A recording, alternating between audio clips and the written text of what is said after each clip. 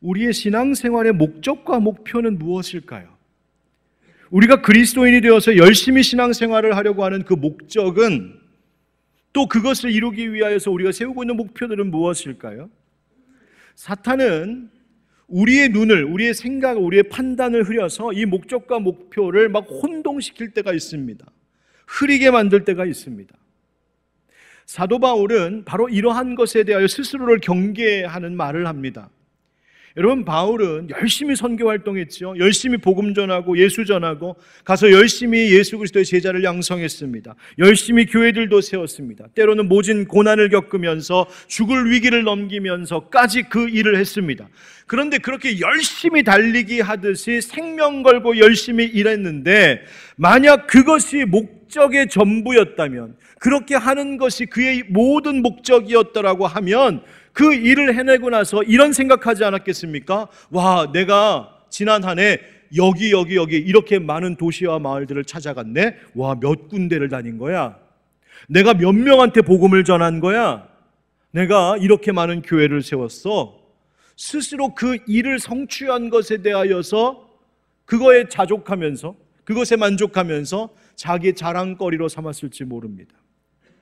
그러나 바울에게는 그 일, 어느 도시를 가서 복음을 전하고 또 그것을 통하여서 교회를 세우는 그 일 자체의 목표보다 더 높은 차원의 목적이 있었습니다.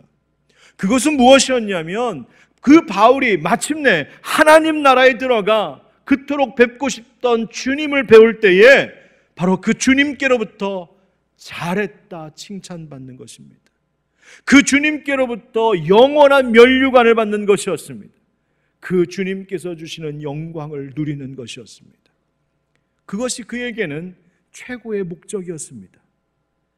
그러니 이 땅에서 이룬 어떤 일을 성취했다는 것 때문에, 얼마큼 열심히 해내고 좋은 결과가 있었다는 것 때문에, 혹은 사람들의 존경과 칭송과 박수를 받는 그것, 여러분, 그것이 그의 목적이 아니었던 것이죠. 그랬다가는 거기에 걸려 넘어질 수 있었습니다. 그래서 그는 바울 스스로 자신을 경계하며 이렇게 말하고 있습니다. 고린도전서 9장, 운동장에서 다름질하는 자들이 다 달릴지라도 오직 상을 받는 사람은 한 사람인 줄 너희가 알지 못하느냐. 너희도 상을 받도록 이와 같이 다름질하라. 이기기를 다투는 자마다 모든 일에 절제하나니 그들은 썩을 승리자의 관을 얻고자 하되 우리는 썩지 아니할 것을 얻고자 하노라. 그러므로 나는 다름질하기를 향방 없는 것 같이 아니하고 싸우기를 허공을 치는 것 같이 아니하며 내가 내 몸을 쳐 복종하게 함은 내가 남에게 전파한 후에 자신이 도리어 버림을 당할까 두려워함이로다. 아멘. 지금 바울이 운동장에서 달리기 하는 달리기 선수와 링 위에서 복싱하는 권투 선수를 비유로 지금 말하고 있는 겁니다. 달리기 운동 선수들 열심히 훈련합니다. 어떤 기록을 세우기 위해서 스스로를 절제하고 혹독하게 훈련하죠. 때로는 100m를 내가 몇 초 안에 끊겠다, 구체적인 목표도 세웁니다. 그런데 여러분, 그렇게 하는 이유가 무엇입니까? 왜 그렇게 열심히 훈련하고 왜 그렇게 그 기록을 도전하는 것입니까? 그 목적이 있죠. 그것은 마침내 승리자의 관을 얻기 위함입니다. 마찬가지로 바울도 지금 자신이 열심히 달려간다고 합니다. 그런데 자신이 다름질하는 것이, 열심히 달리기 하는 것이 향방 없이, 다시 말하면 틀린 방향으로 달리는 것 되지 않도록 자기 자신을 늘 돌아본다는 것입니다. 권투 선수가 팔을 뻗으면서 펀치를 날리는데 그 펀치가 허공에다가 헛주먹질하는 것 되지 않게 하기 위하여 분명한 목적을 가지고 그 목적을 날마다 자기에게 되새긴답니다. 그래서 뭐라고 말합니까? 스스로 자기 몸을 쳐서 복종시키기까지, 자기의 몸을 쳐서 복종시키기까지 내가 이루고자 하는 목적이 있다는 거예요. 그것은 하나님이 주신 목적이었습니다. 바로 하나님께 그 승리자의 면류관, 그 상을 얻는 일이었습니다. 여러분, 우리도 한번 생각해 보십시다. 우리가 열심히 신앙생활하고 있는 목적과 목표가 무엇일까요? 하나님께서 우리를 그리스도인으로 부르신 그 궁극적인 목적이 뭘까요? 하나님께서 왜 우리에게 예수 그리스도를 보내주셔서 나로 하여금 그분의 제자가 되게 하신 이유가 도대체 무엇일까요? 여러분, 성경이 그것을 분명히 밝혀주고 있습니다. 요한복음 3장 16절 17절, 하나님이 세상을 이처럼 사랑하사 독생자를 주셨으니 이는 그를 믿는 자마다 멸망하지 않고 무엇을? 영생을 얻게 하려 하십니다. 하나님이 그 아들을 세상에 보내신 것은 세상을 심판하려 하심이 아니요 그로 말미암아 세상이 무엇을? 구원을 받게 하려 하심이라. 바로 이것이 우리로 영생을 얻는 것, 이 세상에 구원받는 것, 이것이 하나님께서 예수님을 보내신 목적이라고 하십니다. 요한복음 10장에서 예수님 말씀하십니다. 도둑이 오는 것은 도둑질하고 죽이고 멸망시키려는 것뿐이요 내가 온 것은 양으로 생명을 얻게 하고 더 풍성히 얻게 하려는 것이라. 아멘. 생명 얻게 하시려고. 요한복음 12장 47절 하반절에도 내가 온 것은 세상을 심판하려 함이 아니요 세상을 구원하려 함이로라. 할렐루야. 하나님 우리에게 생명 주셔서 우리를 구원하시려고 예수님 보내셨답니다. 여러분, 그렇다면 우리가 예수를 믿고 신앙생활하는 목적도 바로 여기에 있지 않겠습니까? 영원한 나라, 그 하나님 나라 가는 것, 하나님께서 주시는 그 상급을 얻는 것, 그리고 그 하나님 나라 가기까지 이 땅에서 주의 복음 전하며 이 땅 가운데도 하나님 나라가 임하게 하는 것, 우리의 분명한 목적이 있습니다. 예배에 빠지지 않고 참석하는 것, 교회 활동에 열심히 참여하는 것, 스스로 개인 경건생활 성실히 하는 것, 다른 형제와 이웃을 사랑하고 섬기고 돌보는 것, 우리 교회를 교회답게 든든히 여러 모양으로 세워가려고 하는 것, 세상에서 선한 일하고 봉사하며 선한 영향력을 미치는 것, 여러분, 이 모든 참 귀한 일들 왜 그렇게 열심히 하려고 하는 것입니까? 뭘 그렇게 이루려고 그 많은 일들을 이렇게 열심히 수고하고 계신 겁니까? 여러분, 우리에게 주어진 그 일들, 그 행위 자체가 목적이 아닙니다. 그것은 우리의 궁극적인 목적이 아닙니다. 만약 그 일들이 우리의 최종적인 궁극적인 목적이라면 우리는 그 일 해놓고 우리 스스로 이렇게 생각하게 될 것입니다. 우와, 내가 이만큼 하고 있구나. 내가 예배도 한 번도 안 빠졌어. 내가 올해 돌아보니까 주일날 한 번도 안 빠지고 교회에 나왔네. 교회의 모든 활동에 참여하고 있네. 내가 얼마나 기도도 열심히 하는 줄 알아? 큐티도 열심히 하고 전도도 열심히 하고 남들 안 하는 봉사도 하고 있고 내가 얼마나 이 교회를 세우는 일에 헌신했는 줄 알아? 여러분, 여기 앞에 있는 목사 이렇게 열심히 설교 준비하고 열을 내서 설교하는 목적이 무엇일까요? 그냥 좋은 설교하는 것? 설교 잘하는 것? 그래서 사람들 졸지 않고 귀를 쫑긋 세워 듣게 하는 것? 설교 영상 조회수 올라가게 하는 것? 여러분, 그 자체가 제 설교 사역의 목적이라면 저는 오늘 이 설교 강단을 내려가는 순간 분명히 둘 중에 하나의 모습으로 끝나버릴 것입니다. 하나는 우와, 오늘 설교 홈런 쳤네, 잘했네, 스스로 교만함에 빠지는 거예요. 또 하나는 오늘 성도들 양 싹 다 재웠네, 그러면서 스스로 가슴을 치며 실망하고 절망하는 것. 둘 중에 하나 아니겠습니까? 그것이 목적이었으니. 그러나 여러분, 우리의 모든 신앙의 행위와 저에게 있어서 모든 목회 활동의 목적은 거기에 있는 것이 아니지 않습니까? 물론 그것이 그때그때의 목표는 될 수 있습니다. 오늘 이렇게 해야 되겠고, 이달 안에 이것을 해야 되겠고, 이 한 해 동안 우리는 이런 목표를 세우고 진행해야 되겠고, 그때그때의 목표는 될 수 있습니다만 우리에게는 그 모든 것보다 더 크고 궁극적인 차원의 최종 목적이 있습니다. 그것이 뭘까? 오늘 성경의 말씀이 그것을 우리에게 가르쳐 줍니다. 오늘 본문 바로 앞에 있는 지난주 본문이었던 우리 4절 말씀을 함께 다 같이 읽어보겠습니다. 4절 시작. 이로써 그 보배롭고 지극히 큰 약속을 우리에게 주사 이 약속으로 말미암아 너희가 정욕 때문에 세상에서 썩어질 것을 피하여 신성한 성품에 참여하는 자가 되게 하려 하셨느니라. 아멘. 여러분, 이 말씀은 지난주의 본문에 속한 구절인데 사실은 오늘 이야기의 시작이 되기도 하는 말씀입니다. 신성한 성품이라는 것, 지난주에도 잠시 나누었습니다만 이 말은 무슨 뜻인가? 하나님의 신령한 본성, 하나님의 거룩한 성품을 나누어 받는 자가 되게 하시려고 주님이 우리를 불러주셨다는 것입니다. 그래서 사도 베드로는 썩어질 것을 피하여 신성한 성품에 참여하는 자가 되게 하시려고라고 말하고 있어요. 그것이 하나님께서 우리를 부르신 이유라고요. 우리에게 예수 그리스도를 구주로 고백하는 그 믿음, 그 보배로운 믿음, 그 보석 같은 믿음을 우리에게 주신 것은 우리로 하나님의 거룩하신 본성, 하나님의 그 거룩하신 성품을 닮은 자가 되게 하시려고 하는 그 목적이 있기 때문이라고 말해주고 있습니다. 다시 말해, 우리가 그리스도인이 되었다라고 하는 것, 내가 그리스도인으로서 신앙생활한다는 것의 의미와 목적이 뭐라는 겁니까? 정리하여 말하면 이런 것입니다. 더러운 죄에서 분리되어서 하나님께 가까이 나아가 그분과 친밀하게 교제하면서 그 교제를 통하여 그분의 거룩하신 본성, 그분의 거룩하신 성품을 닮아가는 그 변화가 있는 것, 그리고 마침내 그것을 온전히 닮게 되는 그 영화롭게 되는 때까지 날마다 성화되어져 가는 것, 그것이 우리의 신앙생활이요, 그것이 하나님께서 우리를 부르신 목적이라고 말하고 있습니다.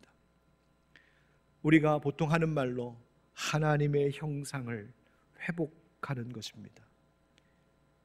이것이 바로 우리가 행하는 모든 신앙의 행위의 궁극적인 목적이 되는 것이고 본질적인 방향이 되는 것이죠. 자, 그렇다면 여러분께 묻겠습니다. 여러분, 이제 11월 중순이 거의 다 되기까지 올 한 해 열심히 여러분 달려오셨지요. 신앙생활도 열심히, 교회생활 열심히, 가정생활, 직장생활 참 수고가 정말 많으셨습니다. 아마 올 한 해 여러분들이 어떤 목표를 세우시고 그 중에는 그 목표를 이미 잘 이루어내신 것도 있을 줄 믿습니다. 그런데 그렇다면 여러분, 올 한 해 우리가 그 목표들을 하나씩 하나씩 이루어 오는 동안 우리는 얼마나 하나님의 성품을 닮아 왔을까요? 바로 이것이 우리의 신앙생활의 목적이요 초점이 되어야 됩니다. 여기에 초점 두고 교회 생활해야 되는 겁니다. 이 초점이 흐려지면 불필요한 실망과 갈등이 일어납니다. 이것이, 이 초점이 흐려지면 쓸데없는 일로 과열되고 분열하게 됩니다. 여러분, 어떤 목표를 잘 이루었다면 기쁘고 감사할 일이죠. 그러나 그 목표를 이뤘다는 것 때문에 기뻐하고 감사하되 더 큰 목적이 있다라고 하는 것을 알면 교만에 빠지지 않을 수 있습니다. 멈추지 않습니다.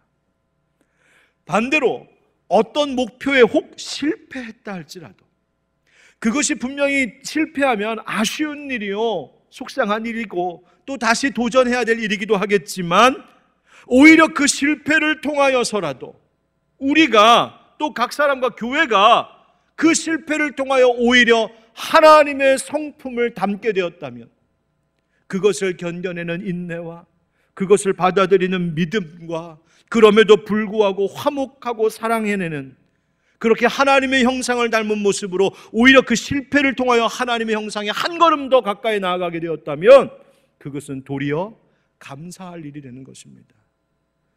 여러분, 이러한 관점으로 우리 교회와 개인의 신앙생활을 보면 그저 겉으로 보기에는 실패한 것 같고 잘 안 된 것 같고 목표를 이루지 못한 것 같고 계획대로 안 되고 꼬인 것 같이 보일지 몰라도 진짜 목적, 궁극적인 목적을 잃지 않은 사람은 그 안에서 벌어지고 있는 일, 내 심령 안에서, 우리의 공동체 안에서 지금 내적으로 벌어지고 있는 그 일, 바로 하나님의 성품을 닮아가게 하시는 성령님의 역사에 오히려 감사하고 기뻐할 수 있는 것인 줄 믿습니다. 그렇다면 우리가 하나님의 형상을 더 닮아가기 위해, 그 하나님의 성품에 더 참여하기 위해 우리가 잊지 말아야 될 것이 무엇일까요? 오늘 그 두 가지만 이야기를 하겠습니다. 첫 번째 따라합시다. 더하기. 5절부터 7절의 말씀입니다. 그러므로 너희가 더욱 힘써 너희 믿음의 덕을, 덕의 지식을, 지식의 절제를, 절제의 인내를, 인내의 경건을, 경건의 형제 우애를, 형제 우애의 사랑을 더하라. 아멘. 중간에 있는 목적어들 다 빼고 나면 딱 이 말입니다. 너희가 더욱 힘써 더하라. 더하는 일에 힘쓰라, 그 말이지요. 그 시작은 무엇인가? 그리스도를 믿는 보배로운 믿음이 그 기초요. 그 위에 7가지의 덕목을 더욱더 쌓아가야 한다, 더해가야 한다라고 말하고 있는 겁니다. 여러분, 믿음을 포함하여 이 8가지를 한번 간단하게 빨리 살펴볼까요?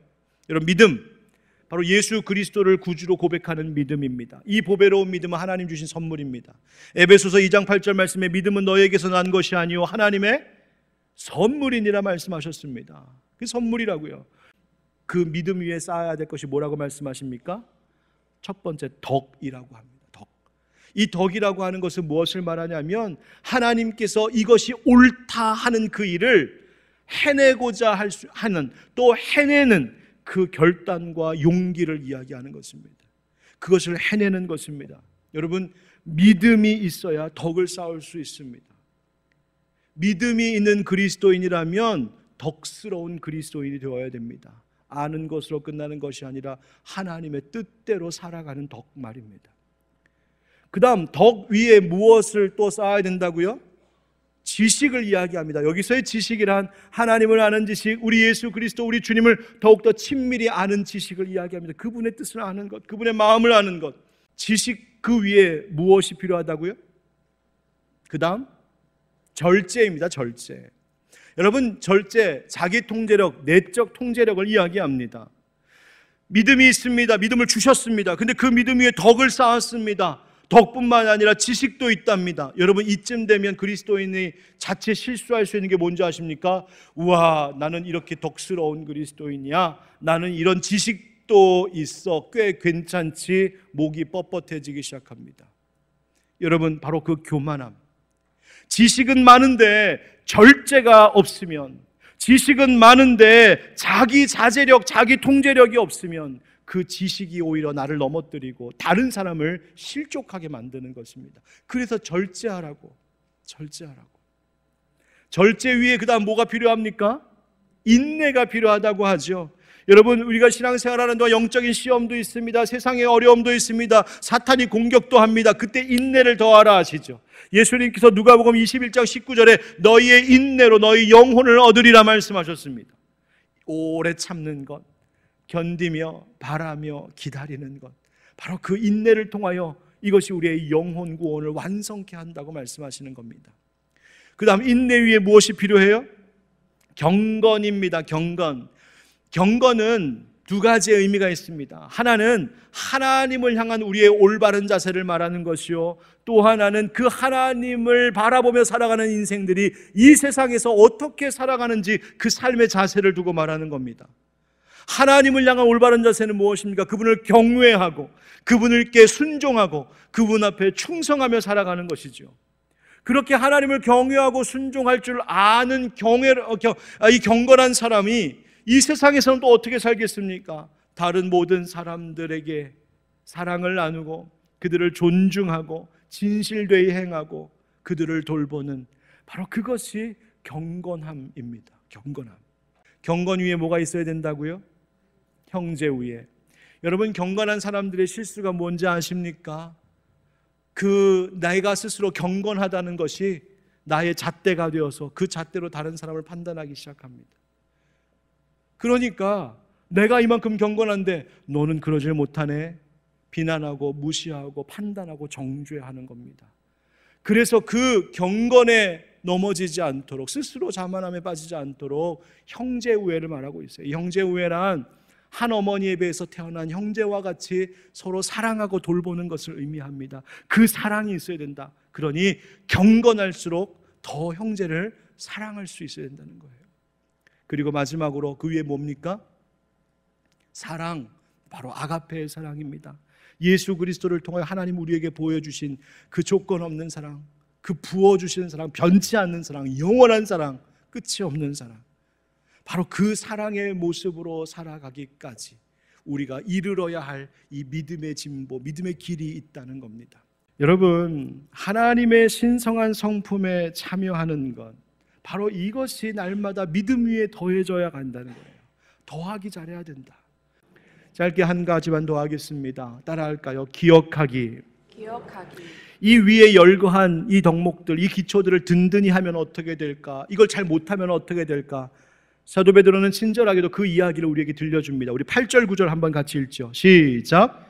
이런 것이 너희에게 있어 흡족한즉 너희로 우리 주 예수 그리스도를 알기에 게으르지 않고 열매 없는 자가 되지 않게 하려니와 이런 것이 없는 자는 맹인이라 멀리 보지 못하고 그의 옛 죄가 깨끗하게 된 것을 잊었느니라. 아멘. 베드로가 말하는 겁니다. 이러한 것들이, 이런 믿음 위에 더하여 7가지의 것들이 잘 갖춰지고 넉넉하면 주 예수 그리스도를 아는 일에 있어서 게으르지 않은 자요, 그들은 반드시 열매가 있을 것이라고 이야기합니다. 여러분, 하나님께서는 우리를 하나님의 포도원에 심은 극상품 포도나무 되게 하셨습니다.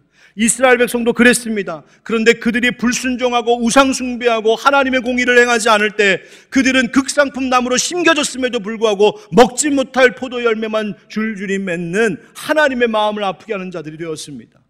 예수님도 분명히 말씀하셨지요. 마태복음 21장 19절에 열매는 없고 그 잎사귀만 무성한 무화과 나무 보시면서 책망하신 일이 있었습니다.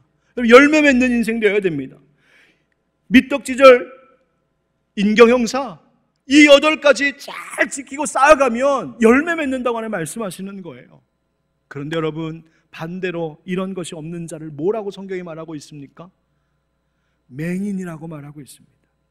여기서 맹인이라고 하는 말은 그 헬라어를 보면 다른 의미로 근시안적인 사람이다 라는 뜻입니다. 그러니까 멀리 있는 것을 보지 못하고 그냥 요 가까이 있는 것만 겨우 보는 맹인이라고 말하는 겁니다. 뭘 말하는지 이해가 되십니까? 이 신앙의 기본적인 이 기초들을 든든히 쌓아가지 않으면 결국 참된 목적은 잊어버리고 궁극적으로 가야 할 방향을 잃어버리고 늘 눈앞에 있는 것, 당장 내 현실 앞에 있는 문제에만 전전긍긍하면서 당장 일어나는 일들에 일희일비하게 되는 것입니다. 더 큰 하나님의 그림을 보지 못하고 좁쌀 같은 마음으로 생각하고 판단하고 행동한다는 말입니다. 왜 이렇게 되는 것일까요? 이유도 말해주고 있습니다. 뭐라고 하냐면 그의 옛 죄가 깨끗하게 된 것을 잊었느니라. 죄 용서받은 은혜가 있었던 것을 까맣게 잊어버리니까 앞으로 어떻게 살아가야 될지도 보지 못한다는 것입니다. 사랑하는 성도 여러분, 내가 지난날 받은 은혜를 잊고 살면, 내가 얼마나 큰 은혜를 입은 하나님의 아들, 딸인지를 잊으면 앞으로 어떤 방향으로 가야 될지도 보이지 않습니다. 내가 지금 존재하고 있는 내가 어떻게 오늘까지 이룰 수 있었는지를 잊고 살면 미래의 나도 기대할 수가 없습니다. 그러므로 사랑하는 성도 여러분, 혹시 앞으로 어디로 가야 될지 깜깜한 분 계십니까? 내가 지금 앞으로 어떤 길로 어떻게 살아가야 될지 보이지 않는 분 계십니까? 혹시 내가 오늘 하루를 살면서도 삶의 의미를 느끼지 못하고 내가 이렇게 살아야 무슨 소용이 있나, 그렇게 하루하루가 그저 힘겹기만 한 분들 계십니까? 그렇다면 다시 여러분들이 어떤 은혜로 그리스도인이 되었는지, 여러분들이 어떤 은혜로 하나님의 아들, 딸들이 되었는지 다시 한번 기억할 수 있기를 주의 이름으로 축복합니다. 바로 그 은혜를 기억할 때 우리는 가야 할 길이 보이고 하나님의 성품을 더욱더 닮아가게 될 줄 믿습니다. 이제 다음 주에 이어서 말씀 나누겠지만 오늘 본문의 마지막 11절에 이런 이야기가 있습니다. 이같이 하면 우리 주 곧 구주 예수 그리스도의 영원한 나라에 들어감을 넉넉히 너희에게 주시리라. 아멘. 하나님의 성품에 참여하는 자들, 그 목적대로 살면 바로 하나님 나라에 넉넉히 들어가고도 남음이 있다 하십니다. 사랑하는 성도 여러분, 이제 남은 2023년의 이 몇 날 정말 하나님의 성품을 더욱더 닮아가는 일에 힘쓰는 저와 여러분 되기를 주의 이름으로 축원드립니다.